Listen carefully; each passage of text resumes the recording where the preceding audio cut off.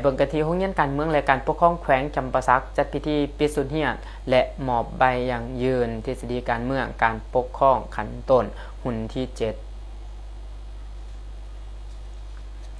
วันที่2มิถุนายนนี้ที่โรงเรียนการเมืองและการปกครองแขวงจำปาสักได้จัดพิธีปิดสุนเฮียนและมอบหับใบอย่างยืนทฤษฎีการเมืองให้แก่นักศึกษาระบบขั้นต้น3เดือนหุ่นที่ 7อย่างสมเกียรติภายใต้การเข้าร่วมของทานประดิษฐ์วรรณรัศมีคณะประจำพรรคแขวงหัวหน้าคณะโฆษณาอุปมแขวงทานทองคูณเฮืองวงศากรรมการพรรคแขวงผู้อำนวยการโรงเรียนการเมืองการปกครองแขวงมีคณะอำนวยการ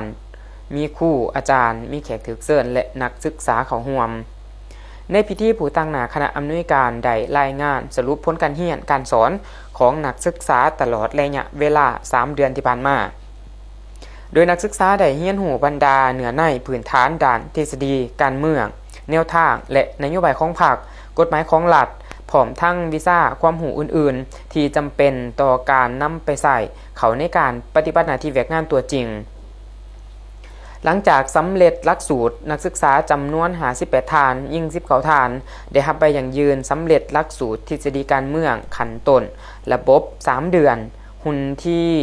7ซึ่งเป็นผลสำเร็จจากความพยายามการทำเรียนการขนขวาและการปฏิบัติระเบียบวินัยของนักศึกษาอย่างเข้มงวดในโอกาสนี้ท่านประดิษฐ์วรรณรัศมีคณะประจำพรรคแขวงหัวหน้าคณะโฆษณาอุปมแขวงประธานพิธีก็ได้ให้เกียรติมอบใบอย่างยืนพร้อมทั้งกล่าวแสดงความยินดีและชมเชยผลสำเร็จของนักศึกษาทุกสหายพร้อมทั้งเน้นหนักให้นำเอาความรู้และบทเรียนที่ได้รับนั้นไปนำใส่ในเวียกงานตัวจริงประกอบส่วนเข้าในการก่อสร้างและพัฒนาบุคลากรให้มีคุณภาพให้มีความสามารถและมีความรับผิดชอบทางด้านการเมืองที่มั่นคง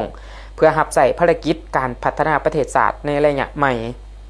พิธีปิดสุนเฮียนและมอบหับใบอย่างยืนในครั้งนี้ได้ดำเนินไปด้วยบรรยากาศอันฟดฟื้นอบอุ่นและสมเกียรติเป็นการสร้างกำลังใจให้แก่นักศึกษาในการสืบต่อพัฒนาตนเองและปฏิบัติหน้าที่เวียกงานให้บรรลุผลสำเร็จตามคาดหมาย